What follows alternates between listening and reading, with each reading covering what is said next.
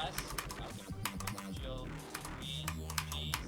I think I totally mixed up the letters. I was trying to search for freaking Papa Louie's trying to hack into my computer, and I just allowed him. Scarlet and the Shakers. Hold up. Rudy's trying to beat off tonight. Wait, he is the band. Probably frown upon beating off on stage. Calm down. Papa hired a band to play at his grilled cheese restaurant. John. I ain't got no instrument now. Someone guy eating them and freaking. You realize you can file a report with the police, Rudy, and get all that stuff back for free. You know, whatever, fuck it. We're just gonna work at a grilled cheese stand instead. You're making me do the work for you too. Hold up. These are french fries near you? I don't know what I did. Hopefully you cut it in half. That was actually a pretty good cut. You can't have uncut circumcised grilled cheese around here. How come oh, I forgot the cheese on her fries. What? What? How? How did I do that? Me when I flew Phobos from 43. How did that happen? That is one of the biggest flukes I've ever done. I'd say probably second to the Aku fluke. Because that is insane. I fluked so much stuff. The only thing I didn't fluke was the Sean's UFO and Eyeblade. Like, what? That is insane. Okay, well, Phobos complete after fluke, like, insane fluke. There's no way that's the world record, but that must be close. Well, Phobos, don't have too much to say about it. It's, honestly, I enjoyed, practicing it. Like, it is satisfying to play, I will agree. But it's so unbalanced. Like, this level is one of the most unbalanced levels I've ever seen. Because it's carried by Sean's UFO. Eyeblade's like that one gap, like, I'll show it to you, I guess. That one gap is so dumb. Where is it? Why am I going that way? You know what I'm talking about if you play Phobos. This is stupid as shit. And then, what else? I also personally found, like, the ship at 49 to be kind of hard. That is just a personal thing now. The Jewel transition at, like, 57 is just horrible. There's a few other things. Not the duel. 69 transition is pretty jank, also really hard. And, was it? The ball click at, like, 79, the last one's really stupid. 82 is really dumb, obviously, and 87, I don't even need to explain that one, but didn't have to deal with dying to those a ton, because I just fluked everything. Appreciate you. Have a great day.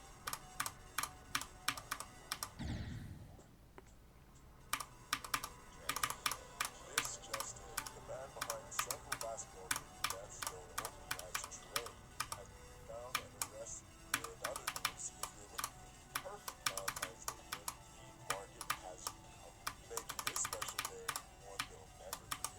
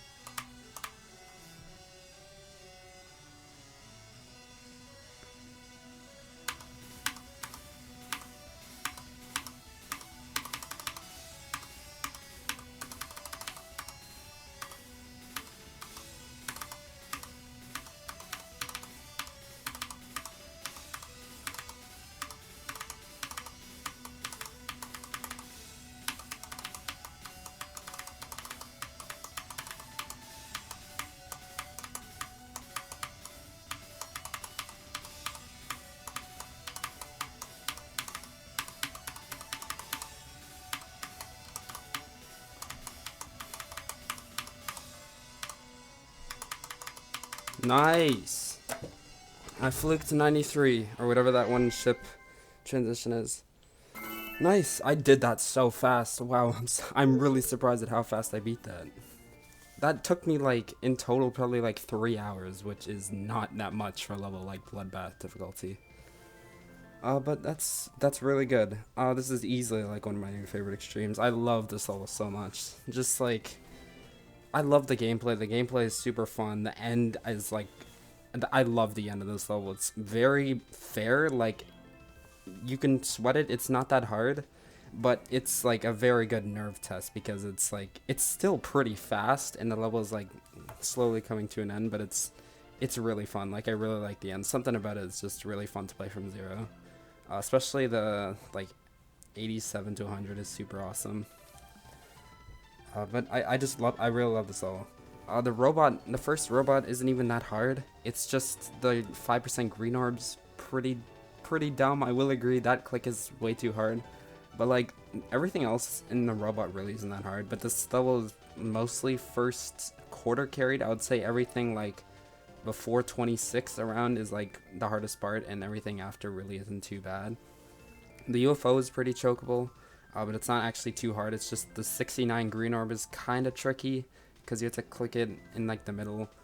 But I don't think the duel was that hard. Like, a lot of people say the duel is like, oh, this duel's impossible, but I died there once from zero, and it got, like, super consistent. And it's like, the rest of the level really isn't that bad, and I really like first half heavy levels, even though this is just, like, first quarter, which is arguably even better. Because once you get past the pre-drop, which is the part you play the most, because you play it every attempt, it starts to get consistent, and then once you get past it, you have a chance, not a chance to beat it, but you have a chance to get far. But anyways, this level's great. Go play it. It's definitely, like, one of the best classic extremes. I'm sure I will, like, as the show progresses and goes on. But the only one that I really watched was season 10, because after being in Hell's Kitchen, had this, like, infatuation with Chef Christina, because she's such an inspiration to me and was such an amazing leader and so supportive. And I wanted to kind of watch her journey, so I only have those two reference points, season 10 and season 19. So season 10 is my favorite. Season 19 I was on.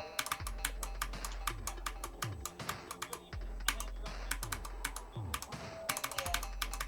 I mean, I think Nikki's right when we talk about how the culture has changed from early seasons to now.